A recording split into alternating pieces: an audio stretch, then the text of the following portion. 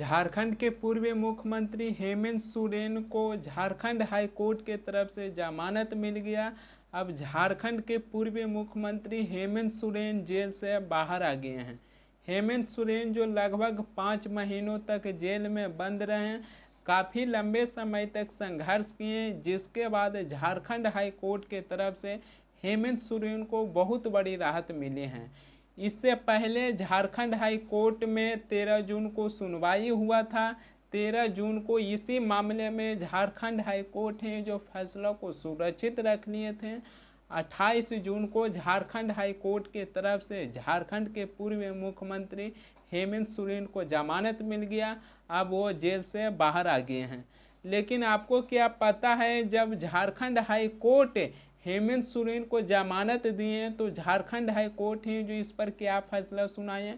Jharkhand high court है जो कहें कि इस बात की कोई सबूत नहीं है जो साबित कर सकता है कि हेमंत सोरेन का जमीन घोटाले से सीधा कनेक्शन है।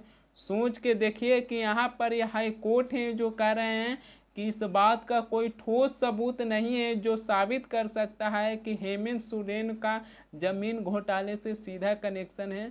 जब कोर्ट के तरफ से इस तरीक़ा से फैसला निकल कर आती है तो जांच एजेंसी पर किस तरीक़ा से विपक्ष के नेता सवाल उठाते हैं जो समझ सकते हैं। आज़ाद भारत के इतिहास में पहली बार ऐसा हुआ है कि किसी को जांच एजेंसी गिरफ्तार किए हैं और वो मामला कोर्ट में जाते हैं तो कोर्ट है जो कहते हैं कि इस बात का कोई ठोस सबूत नहीं है जो साबित कर सकता है कि हेमंत सोरेन का जमीन घोटाले से सीधा कनेक्शन है।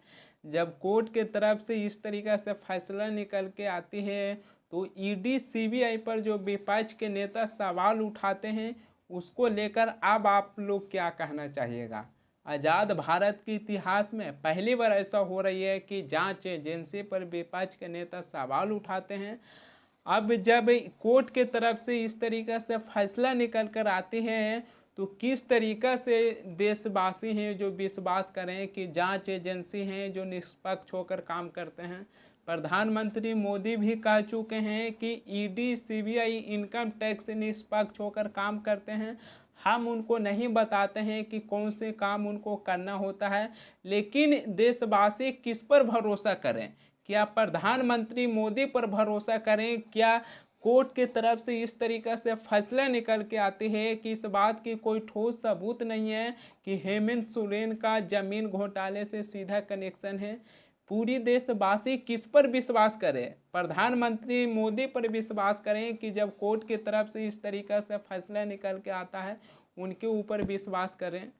झारखंड के पूर्व मुख्यमंत्री हेमंत सोरेन जेल से छूटने के बाद अपनी बातों को रखें। सुनिए झारखंड के पूर्व मुख्यमंत्री हेमंत सोरेन क्या कह रहे हैं। प्रयास किया जा रहा है, ये भी किसी देश पूरे देश में छुपा नहीं है और न्याय पाने में जो वक्त लगता है वो वक्त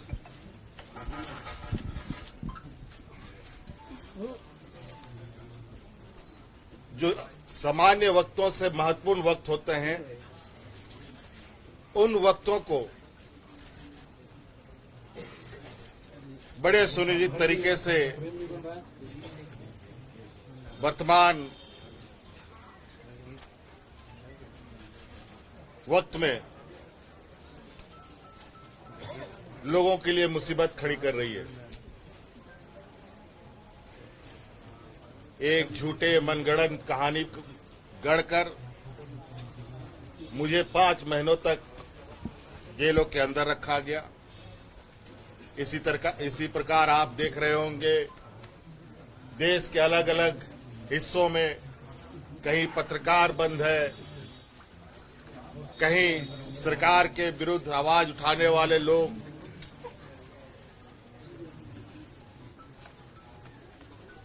और उनकी आवाज को कुचलने का काम किया जा रहा है।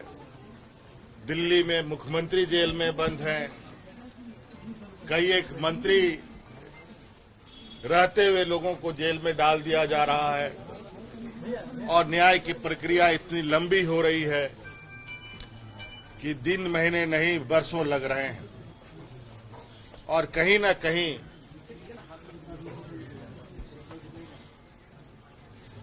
जो लोग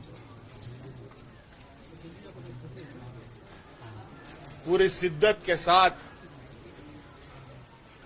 अपने अपने राज्य, अपने अपने समाज, अपने अपने देश के प्रति अपने दायित्वों का निर्वहन कर रहे हैं,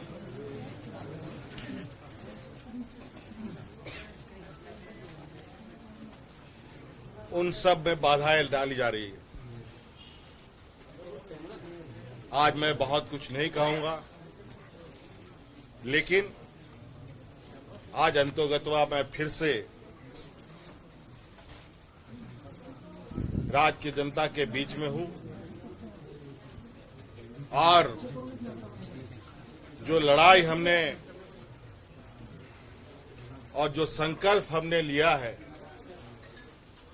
उसको निश्चित रूप से मकाम तक भी पहुंचाने का हम काम करेंगे। हेमंत सोरेन की एक बात मुझे बहुत अच्छा लगा, जो कहें कि न्याय की प्रक्रिया इतनी लंबी है कि ऐसे मामलों में लोगों को साल साल भर तक जेल में रहना पड़ जाता है।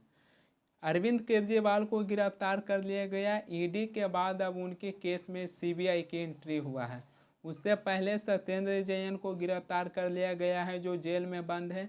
मनीष सिसोदिया को गिरफ्तार कर लिया गया है जो सालों भर से मनीष सिसोदिया जेल में बंद है और अभी तक उनको राहत नहीं मिल पाई है।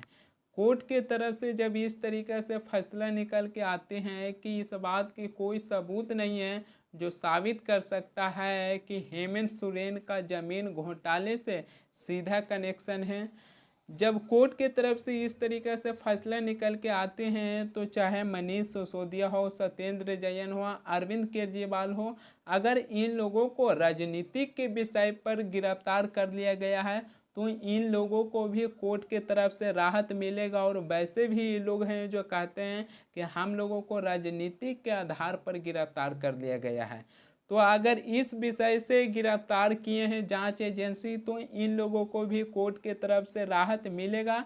लेकिन जो हेमंत सोरेन बात कहें कि न्याय की प्रक्रिया इतनी लंबी है, जो लोगों को साल साल भर तक जेल के पीछे रहना पड़ जाता है। झारखंड के पूर्व मुख्यमंत्री हेमंत सोरेन 5 महीनों तक जेल में बंद रहे। 5 महीनों को बाद झारखंड हाई कोर्ट के तरफ से हेमंत सोरेन को बहुत बड़ी राहत मिली है। लोकसभा चुनाव से पहले दो मुख्यमंत्रियों को मुख्यमंत्री पद पर से गिरफ्तार कर लिया गया। अगर ये दोनों मुख्यमंत्री लोकसभा चुनाव में रहते हैं और अपना प्रचार करते हैं और ये दोनों को ऊपर भ्रष्टाचार का आरोप नहीं लगता तो क्या बीजेपी पार्टी 240 लोकसभा सीट अकेले अपने दम पर जीते हैं? तो क्या बीजेपी पार्टी 240 लोकसभा सीट जीत पाते हैं? अगर ये दो मुख्यमंत्री रहते हैं और लोकसभा चुनाव में प्रचार करते हैं तब बीजेपी पार्टी 240 लोकसभा सीट नहीं जीत पाते हैं।